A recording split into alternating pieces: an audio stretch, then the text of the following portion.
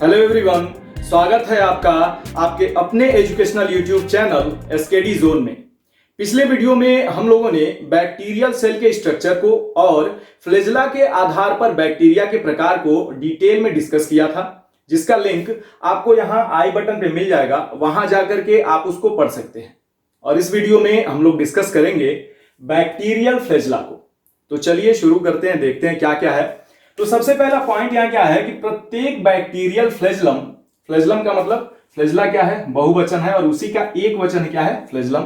तो प्रत्येक bacterial flagellum 3 भागों से मिलकर बना होता है। 3 भाग कौन कौन से होते हैं वो देखिए। पहला होता है बेसल बॉडी, दूसरा होता है हुक और तीसरा होता है फिलामेंट। तो अब बेसल बॉडी क्या होता है वो देखते हैं। तो बेसल बॉडी वास्तव में जो फ्लैजेला है या एक फ्लैजेलम जो है उसका वो भाग होता है, वो हिस्सा होता है जो कि बैक्टीरियल सेल के अंदर एम्बेडेड होता है, यानी धंसा हुआ होता है। और बैक्टीरियल सेल के अंदर कहां धंसा हुआ होता है, उसके आवरण में। आवरण कौन कौन से होते हैं उसको हम लोगों ने डिटेल में डिस्कस किया था पिछले वीडियो में, जब हम लोगों ने पढ़ा था क्या, बैक्टीरियल सेल के स्ट्रक्चर को। तो वो एक बार फिर से याद दिला देते हैं कि सबसे बाहर की तरफ क्या था, कैप्सूल था, उसके अंदर सेल वॉल था और उसके अंदर था प्लाज्मा मेम्ब्रेन। लेकिन इनमें जो मुख्य आवरण है वो है सेल वॉल और प्लाज्मा मेम्ब्रेन। तो यहां क्या है, देखिए यहां वही बनाया गया है, सेल वॉल है, ये ब्लू कलर से ये जो मोटा इतना आवरण बनाया गया ये क्या है, सेल वॉल है, और ये नीचे एक पतला सा ये जो मेम्ब्रेन बनाया गया ये है प्लाज्मा मेम्ब्रेन। ठीक, अब क्या है कि इन्हीं दोनों को ये सेल वॉल और प्लाज्मा मेम्ब्रेन को सम्मिलित रूप से सेल एनवेलप कहते हैं। क्या कहते हैं, सेल एनवेलप कहते हैं। क्लियर, यानी कि हम सीधा सा कह सकते हैं कि ये बेसल बॉडी किसी भी फ्लैजेलम का वो भाग है जो बैक्टीरियल सेल के सेल एनवेलप में धंसा हुआ होता है। क्लियर, अब देखिए क्या है कि यहां तो बता दिया कि सेल वॉल और प्लाज्मा मेम्ब्रेन को सम्मिलित रूप से क्या कहते हैं, सेल एनवेलप कहते हैं। लेकिन अब क्या है, देखिए अब तक हम लोगों ने जो भी बैक्टीरिया के प्रकार को पढ़ा वो क्या था, शेप के आधार पर बैक्टीरिया के प्रकार, फ्लैजेला के आधार पर बैक्टीरिया के प्रकार, और इसके अलावा 2 प्रकार और होते हैं बैक्टीरिया के, वो होता है ग्राम पॉजिटिव बैक्टीरिया और ग्राम नेगेटिव बैक्टीरिया। वो क्या होता है, वो इस टॉपिक के यानी कि बैक्टीरियल फ्लैजेला के बाद अभी हम लोग पढ़ेंगे, वहां और चीजें क्लियर होंगी। अब यहां बताने का क्या मकसद है वो समझिए कि जब बात करते हैं ग्राम पॉजिटिव बैक्टीरिया की, तो ग्राम पॉजिटिव बैक्टीरिया में जो आवरण होता है ना बैक्टीरियल सेल का, वो सेल वॉल और प्लाज्मा मेम्ब्रेन होता है। लेकिन जब बात आती है ग्राम नेगेटिव बैक्टीरिया की, तो सेल वॉल के बाहर यानी कि सेल वॉल के ऊपर की ओर एक और मेम्ब्रेन बढ़ जाता है, यानी कि ग्राम नेगेटिव बैक्टीरिया के केस में एक और आवरण बढ़ जाता है जो कि होता है आउटर मेम्ब्रेन। यानी कि जो प्लाज्मा मेम्ब्रेन है ना वो इनर मेम्ब्रेन हो जाता है, बीच में हो जाता है सेल वॉल, और उसके बाहर हो जाता है आउटर मेम्ब्रेन, और उसके बाद होता है तब जाकर कैप्सूल। ठीक, तो यानी कि यहां वही लिखा गया कि outer membrane in gram negative bacteria, यानी कि जब बात आती है ग्राम नेगेटिव बैक्टीरिया की तो ये एक आवरण और बढ़ जाता है बाहर की ओर। ठीक, तो अब क्या कह सकते हैं, ग्राम पॉजिटिव बैक्टीरिया के केस में हम लोग सेल वॉल और प्लाज्मा मेम्ब्रेन को सम्मिलित रूप से सेल एनवेलप कह देते हैं। लेकिन ग्राम नेगेटिव बैक्टीरिया के केस में ये एक आवरण और बढ़ जाएगा। समझ में आ रही बात ना, यानी कि हम लोग तब सम्मिलित रूप से आउटर मेम्ब्रेन को, सेल वॉल को और इनर मेम्ब्रेन या प्लाज्मा मेम्ब्रेन को, इन तीनों आवरण को सम्मिलित रूप से सेल एनवेलप कहेंगे। अब बात समझ में आ गई। अब क्या कह सकते हैं, सीधा सा आते हैं यहां बेसल बॉडी पे। अब क्या कह सकते हैं सीधे सीधे कि बेसल बॉडी किसी भी फ्लैजेलम का या बैक्टीरियल फ्लैजेलम का वह भाग होता है जो बैक्टीरियल सेल के सेल एनवेलप में धंसा होता है। अब यदि हम बात करते हैं ग्राम पॉजिटिव बैक्टीरिया की, तो यानी कि वो सेल वॉल और प्लाज्मा मेम्ब्रेन में धंसा होता है, और यदि बात करते हैं ग्राम नेगेटिव बैक्टीरिया की तो वो आउटर मेम्ब्रेन, सेल वॉल और प्लाज्मा मेम्ब्रेन में धंसा होता है। तो इतना लंबा कहने से सीधा सा अगर हम कह देते हैं सेल एनवेलप में धंसा होता है, तो ये सारी चीजें कवर हो जाती हैं। क्लियर, अब बात समझ में आ रही होगी। यानी कि ये देखिए ये जो पार्ट है ना, ये जो पार्ट, ये पूरा का पूरा पार्ट, ये क्या है, सेल एनवेलप है, और इसमें कौन सा भाग धंसा हुआ है, देखिए ये पूरा एक फ्लैजेलम है, ये यहां से लेकर के ना ये पूरा एक फ्लैजेलम है। तो यानी कि ये जो हिस्सा दिख रहा है ना, ये जो हिस्सा, ये क्या है, बेसल बॉडी है। और बेसल बॉडी में देख रहे हैं ये गोल गोल संरचनाएं दिख रही हैं, और बीच में एक रॉड जैसी संरचना भी दिख रही है, इतना में देख सकते हैं आप। क्लियर, ठीक। तो यानी कि हम कह सकते हैं कि ये जो गोल गोल संरचनाएं दिख रही है ना, ये रिंग्स कहलाती हैं, और इन रिंग्स को जोड़ते हुए जो ऐसे निकला हुआ है बाहर की तरफ, ये पतला सा रॉड जैसी संरचना लंबी सी दिख रही है, ये क्या कहलाता है? ये रॉड है।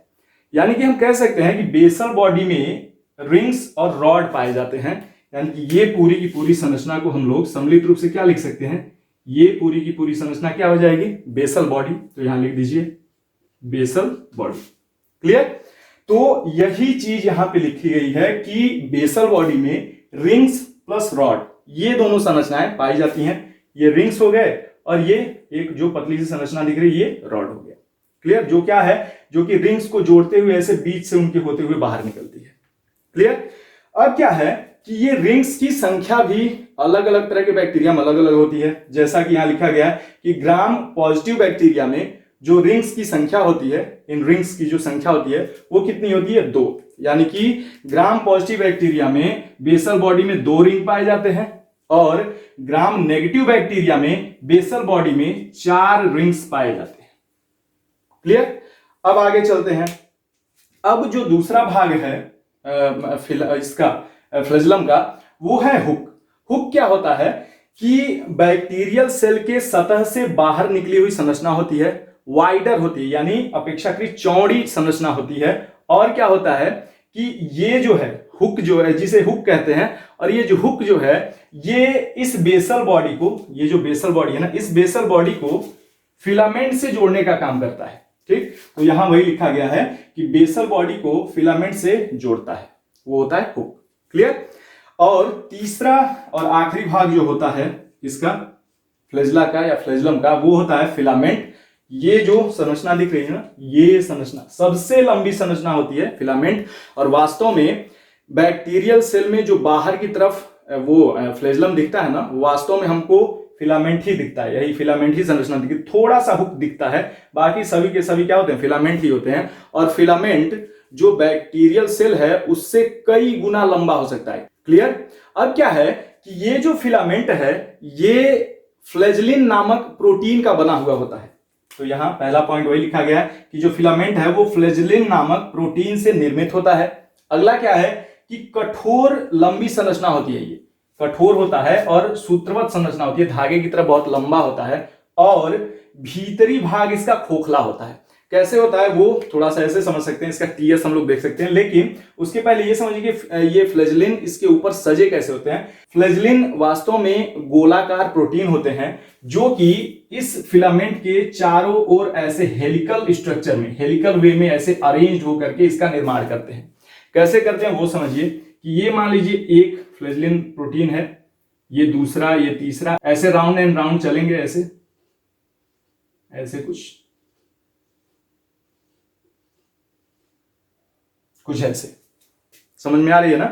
जैसे देखिए ये संरचना कैसी है, समझिए कि ये एक वो है राउंड है उसका, किसका? फ्लैजेलिन प्रोटीन का, और ये ऐसे गोल गोल घूमते हुए, ठीक वैसे ही जैसे मान लीजिए ये एक संरचना है, एक पतला सा ऐसे श्रृंखला ले लीजिए या चेन ले लीजिए, और इसके चारों तरफ ऐसे लपेटते जाइए, कैसे? हेलिकल वे में, या क्वाइल करते जाइए उसके चारों तरफ। तो वास्तव में वही हुआ है कि ऐसे गोल गोल घूमते हुए ये सभी के सभी क्या है? फ्लैजेलिन प्रोटीन है। किसका निर्माण कर रहे हैं? फिलामेंट का। ठीक, यानी कि ये क्या है? ये सभी के सभी क्या है? फ्लैजेलिन प्रोटीन है, फ्लैजेलिन प्रोटीन है। ठीक, अब देखिए इसको और आसानी से समझा जा सकता है अगर इसका टीएस कहीं से काट दे, यहां से काट लेते हैं, यहां से मान लीजिए ऐसे टीएस काट के, और इसको यहां दिखाया जा रहा है, इसके टीएस को, फिलामेंट के टीएस को काट के दिखाया जाए अगर बाहर, तो कुछ ऐसे है कि चारों तरफ ऐसे फ्लैजेलिन से बना हुआ ऐसे आवरण है, कुछ ऐसे है। ठीक, और देख रहे हैं ना ये चारों तरफ क्या है? ये फ्लैजेलिन है, बीच में खोखला है। ये वही यहां लिखा गया है कि भीतरी भाग खोखला होता है। क्लियर? यानी कि इसके परिधि की ओर, चारों ओर किनारे पे क्या होता है? फ्लैजेलिन का आवरण होता है, यानी कि फ्लैजेलिन का एक थ्रेड जो है फ्लैजेलिन से बना हुआ है, इसको घेर घेर के इसका निर्माण करता है फिलामेंट का, और बीच में क्या होता है? खोखला ये होता है। क्लियर? तो ये इसका क्या हो गया? ये टीएस काट के हम लोगों ने यहां देखा है। ठीक, किसका है टीएस? फिलामेंट का। क्लियर? अब तो ये तीनों संरचनाएं क्लियर हो गई होंगी। अब आगे क्या है वो समझिए। अगला पॉइंट है कि यूकैरियोटिक फ्लैजेला की तरह माइक्रोट्यूब्यूल्स की 9+2 व्यवस्था वाली संरचना नहीं पाई जाती है। इसको समझिए, ये क्या है कि यहां डिस्कस क्या हो रहा है, बैक्टीरियल फ्लैजेला, यानी कि बैक्टीरिया या कह सकते हैं कि प्रोकैरियोटिक सेल में पाया जाने वाला फ्लैजेला। लेकिन बहुत सारे ऐसे यूकैरियोटिक सेल भी होते हैं जिसमें फ्लैजेला पाया जाता है। तो यूकैरियोटिक फ्लैजेला में क्या होता है कि ट्यूबुलिन प्रोटीन के बने हुए बहुत ही पतले पतले माइक्रोट्यूब्यूल्स होते हैं जिनकी संख्या होती है 11। और उन 11 माइक्रोट्यूब्यूल्स का क्या होता है, कैसे अरेंजमेंट होता है कि उनमें से 9 जो माइक्रोट्यूब्यूल्स होते हैं ना, वो किनारे की तरफ होते हैं और 2 माइक्रोट्यूब्यूल्स बीच में होते हैं। यहां पे बीच में क्या है, कुछ नहीं है, खोखला है। लेकिन बात करें अगर यूकैरियोटिक फ्लैजेला की, तो यहां किनारे की तरफ 9 माइक्रोट्यूब्यूल्स होते हैं और बीच में 2 माइक्रोट्यूब्यूल्स होते हैं, यानी कि उनके बीच में पूरा का पूरा भाग खोखला नहीं होता है। क्लियर? तो यहां वही लिखा गया है कि यूकैरियोटिक फ्लैजेला की तरह माइक्रोट्यूब्यूल्स की 9+2 व्यवस्था वाली संरचना यहां पर नहीं पाई जाती है। क्यों? क्योंकि यहां पे देख रहे हैं फ्लैजेलिन का बना हुआ एक ही चेन चारों तरफ घेर करके बनाया हुआ है इसको, और बीच में खाली है, बीच में कोई भी ऐसी संरचना नहीं पाई जा रही है। ठीक, इसको हम लोग और भी डिटेल में समझेंगे। इस पॉइंट को हम लोग और भी डिटेल में समझेंगे कब, जब यूकैरियोटिक सेल में सेल ऑर्गेनेल्स को हम लोग डिस्कस करेंगे। जो यूकैरियोटिक सेल है ना, उसके ऑर्गेनेल्स जैसे mitochondria, Golgi body, endoplasmic reticulum, इन सब के साथ साथ हम लोग डिस्कस करेंगे वहां पे फ्लैजेला को। तो वहां पे चीजें और क्लियर हो जाएंगी, तब समझ में और ज्यादा क्लियरली आएगा कि ये 9+2 व्यवस्था वास्तव में है क्या। क्लियर? और लास्ट पॉइंट है, मुख्य कार्य इसका क्या है, वो है लोकोमोशन, यानी बैक्टीरिया इसी फ्लैजेलम की सहायता से लोकोमोशन करता है, यानी गमन करता है। ये जो फ्लैजेला है, बैक्टीरियल फ्लैजेला, ये हेलिकल वे में ऐसे क्लॉकवाइज बहुत तेजी से मूवमेंट करता है, जिसकी वजह से जो बैक्टीरिया है वो आगे ऐसे बढ़ता चला जाता है। क्लियर? तो एक बार फिर से देख लेते हैं बहुत ही फास्ट रिवीजन कि जो बैक्टीरियल फ्लैजेला है वो क्या है कि प्रत्येक बैक्टीरियल फ्लैजेलम 3 भागों से मिलकर बना होता है। पहला होता है बेसल बॉडी, दूसरा होता है हुक और तीसरा होता है फिलामेंट। अब बेसल बॉडी क्या है कि फ्लैजेलम का वह भाग जो सेल एनवेलप में धंसा हुआ होता है। क्या होता है, इसमें 2 संरचनाएं पाई जाती हैं, रिंग्स और रॉड। रिंग्स की बात करें तो ग्राम पॉजिटिव बैक्टीरिया में 2 होते हैं और ग्राम नेगेटिव बैक्टीरिया में 4 होते हैं। दूसरी तरफ हुक, जो कि दूसरा भाग है किसका, फ्लैजेलम का, वो कौन सा होता है, जो बैक्टीरियल सरफेस से बाहर निकला हुआ होता है। कैसा होता है, वाइडर होता है, चौड़ा भाग होता है और सिलेंड्रिकल होता है। और इसका काम क्या होता है कि ये बेसल बॉडी को फिलामेंट से जोड़ता है। तीसरा भाग है फिलामेंट। फिलामेंट क्या है, सबसे लंबा पार्ट है किसका, इसका फ्लैजेलम का। फ्लैजेलिन नामक प्रोटीन से निर्मित होता है, कठोर लंबी संरचना होती है और भीतरी भाग इसका खोखला होता है। ठीक, ये फ्लैजेलिन से बनी हुई संरचना, भीतरी भाग खोखला। और उसके बाद क्या है अगला पॉइंट कि यूकैरियोटिक फ्लैजेला की तरह यहां माइक्रोट्यूब्यूल्स की 9+2 व्यवस्था वाली संरचना नहीं पाई जाती। 9+2 व्यवस्था वाली संरचना मतलब कि 9 माइक्रोट्यूब्यूल्स किनारे की तरफ होते हैं और 2 माइक्रोट्यूब्यूल्स बीच में होते हैं। किसमें, यूकैरियोटिक फ्लैजेला में। लेकिन ये बैक्टीरियल फ्लैजेला है, बीच में खाली होता है, कोई भी यहाँ पे जो 2 माइक्रोट्यूब्यूल वहां नहीं है। ठीक, और जो लास्ट पॉइंट है वो है कि कार्य क्या होता है फ्लैजेला का, तो कार्य होता है लोकोमोशन, यानी बैक्टीरिया इसी फ्लैजेला की सहायता से गमन करता है। क्लियर? हाँ, एक स्क्रीनशॉट ले लीजिए आप लोग। अब ये तो रहा बैक्टीरियल फ्लैजेला। अब हम लोग डिस्कस करेंगे ग्राम पॉजिटिव बैक्टीरिया और ग्राम नेगेटिव बैक्टीरिया, लेकिन वो इस वीडियो में नहीं, अगले वीडियो में। तो इस वीडियो में फिलहाल यहीं तक। अगले वीडियो में ग्राम पॉजिटिव और ग्राम नेगेटिव बैक्टीरिया के साथ शीघ्र मुलाकात होगी।